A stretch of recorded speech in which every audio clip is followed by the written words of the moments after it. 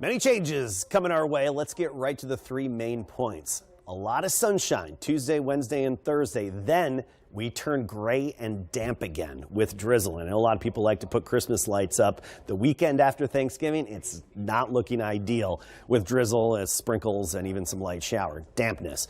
Wednesday, a morning cold front, allowing for a windy day and some cooler temperatures for a few days. The coldest is going to be Thanksgiving morning in the 40s. As for tomorrow, 53 at sunrise, 82 in the afternoon, low humidity.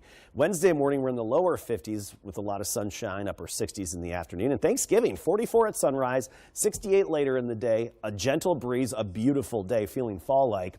Friday, the clouds quickly return. Friday night, some drizzle and sprinkles. And then it's basically off and on drizzle with some light showers mixed in the entire weekend on into the early part of next week. Well, as students move through the school year, you'll see plenty of donation drives for supplies, haircuts, even new shoes. However, educators say there's an ongoing need that often goes unnoticed. We're talking about new underwear. Now, a local nonprofit called Ciclo de Chispas, they are stepping in to close that gap, and the group is working directly with elementary schools to identify which campuses need the most help, and they're getting some assistance from the Chonas Ferry, or the Underwear Ferry.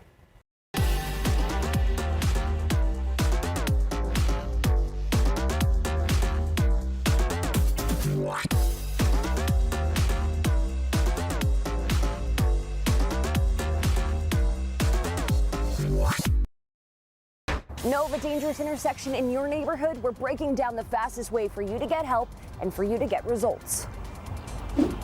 A 77-year-old man holding a knife and suffering from serious health conditions was shot and killed by a Guadalupe County Sheriff's deputy. Now more than a year since that incident, Kenneth Grimm's family has filed a lawsuit against the department and the deputy who responded. Turning cooler, and actually our low point will be around Thanksgiving, temperature-wise. We'll get into that along with when the rain chances and dampness returns in just a bit. Live from KSAT 12, the Nightbeat starts right now. Good evening and thank you for joining us tonight. I am Ernie Zuniga. And I'm Stefania Jimenez. So many of you worry about dangerous roads in your neighborhood, and tonight there is a quicker way to get them fixed. So we're taking you inside a new safety push from the city of San Antonio after a series of deadly crashes. The night team's Avery Everett explains what is changing and how you can speak up. 0 fatalities, that's our goal. Calls for safer streets in San Antonio are growing louder. A new study revealed that our city was the 7th deadliest city across the country for pedestrians. And we've seen it ourselves. Over the last month, we've done multiple stories where calls for help from the community have resulted in quick change. Like here on Southeast Military Drive, where the city upgraded this crosswalk after 2 people, including a pregnant woman, were hit and killed. I want to keep her memory alive and fight for her. And we brought you to Marbach Road, where a traffic study has started here after a John Jay student was hit and killed trying to cross the street to get to lunch. Please watch out, be careful, make sure there's no kids around. After those stories, we heard your questions about what's being done to address problem streets and how you can get change in your own neighborhood. So we reached out to the city to get you answers. You know, if someone passes away, that's someone's mom or dad or son or daughter. We really just want to use this campaign to redirect people's thinking. To change the statistics, the city has launched a new safety campaign starting with 3 streets here on Fredericksburg, W.W. White, and Zarzamora. But they have 7 other roads the city will soon get to that have been identified as the most dangerous. It's throughout the entire city of San Antonio in all districts. So this initiative will use $1.2 million in grant funding over the next 5 years on its outreach campaign. It'll also use $4 million to add median crosswalks here on Zarzamora. But that's just one part of the city. Anyone online can submit a tip for a dangerous crosswalk or intersection right now on this SA Speak Up page. Look, some submissions have already come in. And we've also heard from the city that calling or submitting a 311 request online is also the fastest way to get work done in your neighborhood. Avery Everett, KSAT 12 News. All right, now let's talk about what's happening outside. Apparently cooler temperatures on the way. Yeah, we actually have a windy cold front that's going to arrive on Wednesday, and you'll really notice the cooler conditions for Wednesday and particularly Thanksgiving. We'll get into that in a moment. I want to get you ready for tomorrow. We'll start the day at 53. That's 53 in San Antonio. You see some upper 40s in outlying areas at sunrise tomorrow. Low 50s within town. And then by noon, we're already up to 75, then 82. So a comfortably cool morning. You can have shorts and short sleeves by the afternoon if you want. Low 80s, a lot of sunshine, and a light northwesterly wind at 5 to 10. But also low humidity. Making it into the 80s for most of us tomorrow. The exception, the hill country. Kerrville 78, Rock Springs, a high of 74, but as warm as 86. Cotulla, Dilley, Carrizo Springs. The low point temperature-wise is actually sunrise on Thanksgiving. We're at 44 degrees at that point, but notice how quickly those morning temperatures will rebound back up near 70 by this weekend. With that comes some changes, dampness. I'll talk about the timing of the next rain chances and what we're expecting in just a bit. Adam, thank you. So let's consider ourselves lucky because our neighbors up in Houston got a tornado earlier this afternoon. So more than 100 homes were damaged in Harris County, where entire neighborhoods were left covered in debris. The National Weather Service confirmed a tornado touchdown, but has not yet rated that storm, and the threat is not over. Conditions remain favorable for more severe thunderstorms as the cold front moves through that region. Pushing for change, a local family has filed a federal civil rights lawsuit against the Guadalupe County Sheriff's Office and one of its deputies. So it stems from a deadly shooting from over a year ago. As the Night Team's John Paul Barajas explains, Kenneth Grimm's family wants to make sure law enforcement is properly trained when it comes to handling mental health calls. He has Alzheimer's, he has dementia, he does not know what's going on. Body cam video from the day 77-year-old Kenneth Grimm was shot and killed on August 27, 2024. Shows Kenneth's family informing the Guadalupe County Sheriff's deputy who responded that he was suffering from health conditions. They had originally called 911 because Kenneth had cut his arm and had become agitated. He literally only gave my father-in-law 8 seconds to respond to him. And in 8 seconds, to a man having a mental health breakdown is not enough. What Lori Grimm is referring to is what body cam showed moments later. Kenneth following Deputy Gary Courtney's demands to drop a frying pan. Sir, can you drop the pan for me?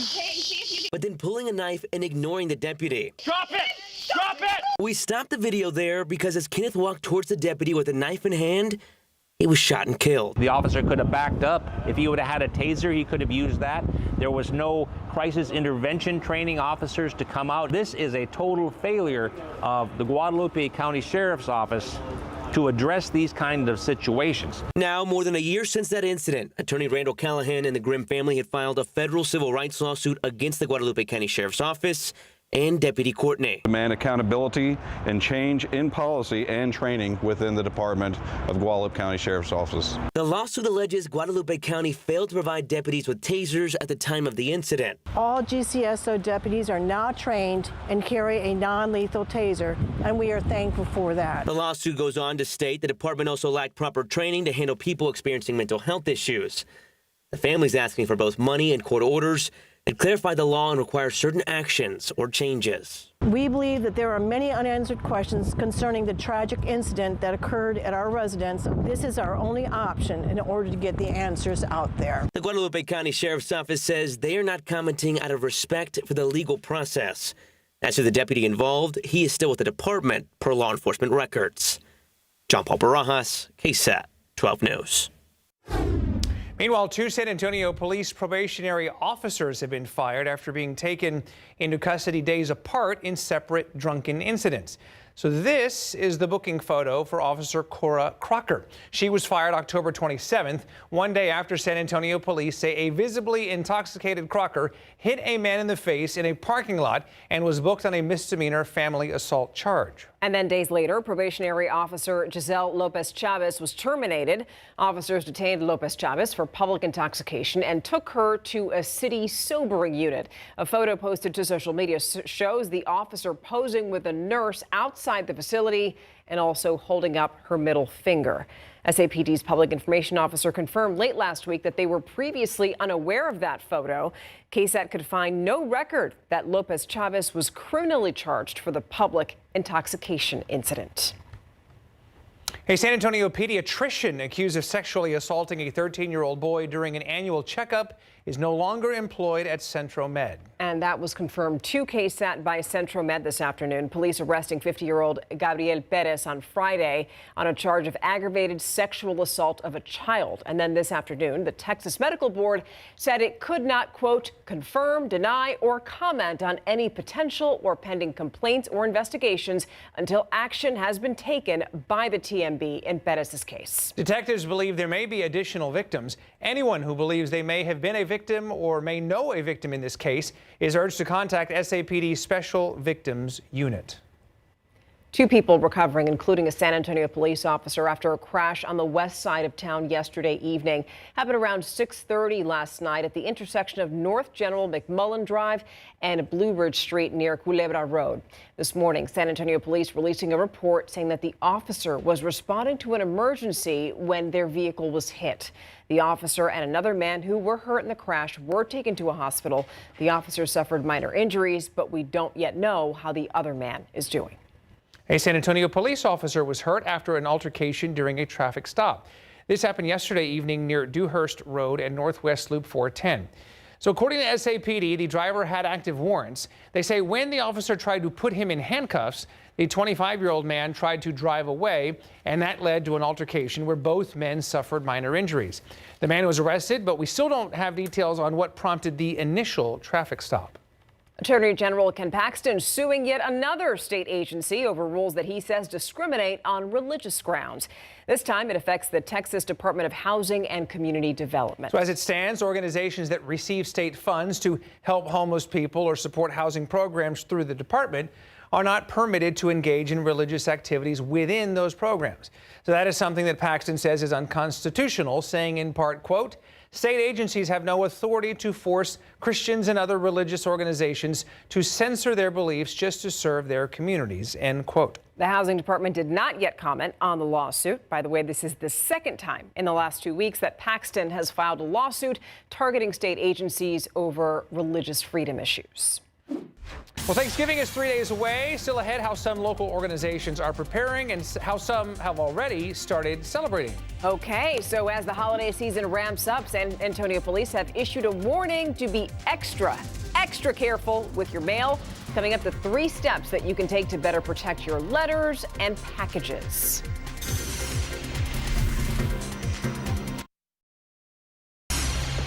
They thought they were getting help, but people in San Antonio who signed up for city programs aimed at fixing their homes now have a long list of major issues with those repairs. Irene Talamantes told the KSAT investigators that workers left her Leal Street home with a faulty foundation, plumbing problems, and also painted over the walls of her deceased son's room, even after they were told not to. The one thing my mom and I asked for was not to touch my son's room. I lost my son 5 years ago. Tomorrow on the Nightbeat, the director of the city's housing department weighs in on that entire situation. Switching gears now as we get closer to the holidays, San Antonio police are counting on all of us to stop mail thieves. Yes, so they say that those criminals have been targeting mailboxes all over the area, especially the cluster boxes that you see typically at apartment complexes. So this happens year-round, but police say crooks are more tempted around the holidays because of all the cards and packages. So SAPD is now teaming up with the city of San Antonio on a new campaign to stop them. And here's where all of us come in all of this. So there's some tips here for starters. They're saying that you should clear out your mailbox every day, you know, because if you have just a lot of excess mail there, it just tempts them to go in. Also, try not to share your mailbox key. And lastly, they say report any suspicious activity as well as thefts both to SAPD and to the United States Postal Service. By the way, Thanksgiving just 3 days away, which means that preparations for the annual Raul Jimenez Thanksgiving dinner, those are underway. We stopped by today, saw volunteers working. Boy, are they working to prep the turkeys, also the side dishes. Organizers are planning to serve nearly 30,000 people this Thursday. The annual San Antonio tradition began in 1979 when restaurant owner Raul Jimenez sought to feed elderly and also the less fortunate. And today, this is one of the largest Thanksgiving dinners in the country. And in the Thanksgiving event today, the Last Chance Ministries Impact team hosted a Friendsgiving dinner for those less fortunate in our community. So the Impact Center expected to feed around 80 people a full Thanksgiving meal tonight, which meant turkey, all the sides, even desserts. They also played games and gave away some prizes. And overall, just wanted to bring everybody together for the holiday. A lot of them don't have family. A lot of them are from out of town. They don't have friends. They don't have family. So they just enjoy the fellowship here with us. And that's what we're called to do. Is just, you know, serve them, you know, and it's a blessing to be with them. Now, right now, the Impact Center is also preparing for their winter blanket drive. And if you're interested in helping them with that, donations can be made at the Impact Center on Monday and Thursday evenings. Looks like a lovely event. Just reminds us that it's a season of giving, and the Salvation Army of San Antonio is calling on you, me, all of us, to come together because they have launched their Red Kettle campaign, which helps to provide Christmas meals and now supports a wide range of year-round services for people who need those services. So from now through December 24th, you can be on the lookout for buckets, you know, those red buckets that you see around town. Donations actually fund the Salvation Army's efforts to fight poverty, homelessness, and addiction, also provide support like food, shelter, job training, and disaster relief. KSAT is also participating in the fundraiser, and you can scan the QR code on your screen right now if you're interested in learning more about that. And Mike the mascot holding the KSAT kettle in hand. Very good. Okay, outside we go, talking about that blanket drive and everything, and I guess soon enough, Adam, it will start to get cold and we'll need blankets. Yeah, you know, it actually reminds me, this is the time of year my mom ramps up her production of, she knits hats for the homeless. Oh, fantastic. And so, yeah, it just reminded me of that, you know, all the giving and the cold and whatnot. So anyway, just came to mind there. Anyway, sunshine through Thursday, then it's going to be gray and damp again. You know, I prefer to typically try to get my Christmas lights up and the decorations out that weekend after Thanksgiving. I don't think it's going to be ideal conditions. It's going to be slippery and damp. I don't want to get on a ladder when there's drizzle and passing light rain. So I'm trying to get it done through Thanksgiving, and that's about it. Even Friday, I think you'll have a decent window of opportunity. Wednesday is a morning cold front, windy and turning cooler Wednesday, but just for a couple of days we'll have the cooler temperatures. Like I said before, the coldest, the low point will be is in the low to mid 40s on Thanksgiving morning. Otherwise, we'll be warmer than that. And that's not even the coldest weather that we've had so far this year. We have dipped down into the 30s a few weeks ago. Rain chances up to 40%. Saturday, Sunday, and even into Monday, 30 to 40%. But I want to differentiate between the drizzle. You know, that's just more of a nuisance. I give that about a 90% chance by Friday night and then off and on through the upcoming weekend. So more gray dampness. Here's the upper level system passing to the north of us, but it did help push a weak front through earlier today. That's what helped kickstart the thunderstorms around Houston and that tornado touchdown in northwest Harris County, not far from Cy-Fair area. That's moving out, replacing it, upper level high. It's going to sit overhead, giving us some sunshine. Take advantage of the sunny days while we have them, because again, it's going to turn gray, damp, drizzly by Friday night and then all the way through the weekend and into early next week. And then we get into a pattern next week. A lot of uncertainty with this pattern, but right now odds favor this southwesterly flow aloft coming off the Pacific, which typically favors impulses of energy and some extra rain-making moisture. Now, I don't anticipate a lot of rain around here, so don't get your hopes too high, at least not as of yet. But at least a little bit of activity could give us, hopefully, a half inch or so in some spots over the span of several days. We need it. 65% of Texas in drought, and a lot of it right around here. And yeah, we had a lot of dampness lately, isolating just the extreme drought. And over the last 7 days, upwards of 2 inches in some parts of the drought-stricken area. But of course, it's the rainfall lottery. You see big discrepancies across short areas. So 82 tomorrow, then upper 60s by Wednesday and Thursday. Friday, only 64 the high. There's some cooler air out there, and the coldest air up in Canada, single digits. That's going to plunge southward, though the core of that cold air will stay just outside of Texas. That front will clip us just enough to give us that bit of a cool down for Thanksgiving, and it's going to feel fall-like for the Thanksgiving holiday. The timing's pretty good, if you ask me. So look at the the winds and how they come together here near the Gulf Coast. That's the front that moved through earlier today. Still humid near it, but behind it, we're on the dry side and we have a lack of mugginess. Now, in the coastal plain east of town, some thick fog possible through the night and into the morning hours tomorrow. But we generally have dry air through the first half of Friday. And then notice Saturday, Sunday, Monday, back to the sticky mugginess again, which is, what we've been feeling. 74 was our high temperature today. Thanksgiving looking great. 40s in the morning, upper 60s in the afternoon, a lot of sunshine. Then the drizzly, sprinkly, light rainy dampness returns starting Friday night. Very good, sir. Thank you.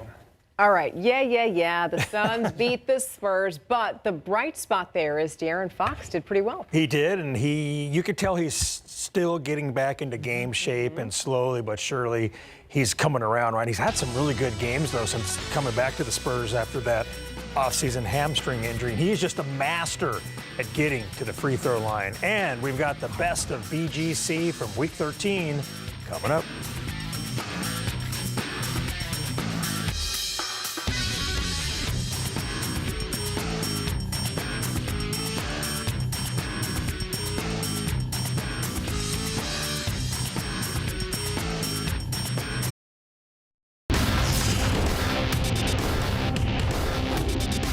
I feel like we just need to stay focused, stay mentally prepared and physically prepared, and just stay focused on the week ahead of us. Ty Carter and the Lavernia Bears are still alive in the playoffs and chasing a state title in big board sports. The Spurs started off their 4-game road trip with a 111-102 loss at the Phoenix Suns. San Antonio is now 0-2 versus the Suns this season. De'Aaron Fox scored a game-high 26 points, getting 14 of those points at the free throw line. Devin Vassell was next with 14. Now the Spurs led by 7 points, 56-49 at halftime, and then watched the Suns outscore them 37-24 in the third to take control of the game. Head coach Mitch Johnson was asked what happened. We didn't come out with the right approach at the start. They got a few shots that were probably too comfortable. They made some plays, obviously, so credit to them, but I thought we could have showed a lot more resistance and discipline at times with the game plan execution, especially at the third quarter. De'Aaron got to the line a lot, like we saw in terms of aggressiveness from him. Yeah, I mean, he's elite at that. He puts so much pressure on the paint and on the defense, and so that's something we continue to expect from him. And we missed some shots probably around him tonight, which probably could have helped continue to open up the paint. But credit to them, they did a good job of making the ball stick and minimizing our ball movement. The Spurs will next play Wednesday night at 9 in Portland. Former Spurs center Tiago Splitter serves as the Blazers' interim head coach. Alamo Heights is one of 14 high school football teams from the greater San Antonio area still alive in the playoffs. The season is winding down, so we are running out of time to show the best of big game coverage, and here's the best of BGC from Week 13. Best catch, Smithson Valley Rangers quarterback Ty Knutson throws a dart, and with the defender breathing down his neck, Hunter Haug makes the catch in the end zone. The Rangers win it 34-0 to advance. As you look at that catch one more time in slow motion. Best run, Lavernia's Ty Carter. He's a one-man wrecking crew. Stiff arms the defender to the turf, and there goes that young man cutting inside for a 41-yard scoring run. Lavernia beats Somerset in our game of the week, 51-33. Carter had 225 yards on 18 carries and 5 total touchdowns in this game. Awesome. Best hit, Harlingen versus Medina Valley. Nathaniel Gonzalez makes the catch, but the Panthers' Rice Wheeler shows no mercy with a monster hit. The Panthers won big 49-7 as you look at that hit in slow motion. Wow. Best game was a high-scoring battle between Piper and CC Flower Bluff. This was a rematch from last year's playoff where Flower Bluff beat Piper 57-56 in overtime. Early in the game, it was all Flower Bluff. They got out to a 14-0 lead when our camera was there, but Piper came back to win a thriller 42-35. Here's the BGC schedule for Friday. Games we plan to cover. Bernie and Gregory Portland will play Friday at 1 p.m. at Comalander Stadium. Smithson Valley and Piper will face off at 1 p.m. at Hero Stadium. The Rangers beat the Warriors 27-17 back in September. Dripping Springs and Medina Valley will play at 2 p.m. at Ferris. Johnson and Steele will kick at 2 p.m. at the Gus. And the night games will see CC Cal Allen versus Lavernia at 7 p.m. at Ferris, and New Braunfels taking on Champion at 7 p.m. at Alamo Stadium. Champion lost to New Braunfels in early October, 27-17. UTSA football is getting ready for Senior Day after the break.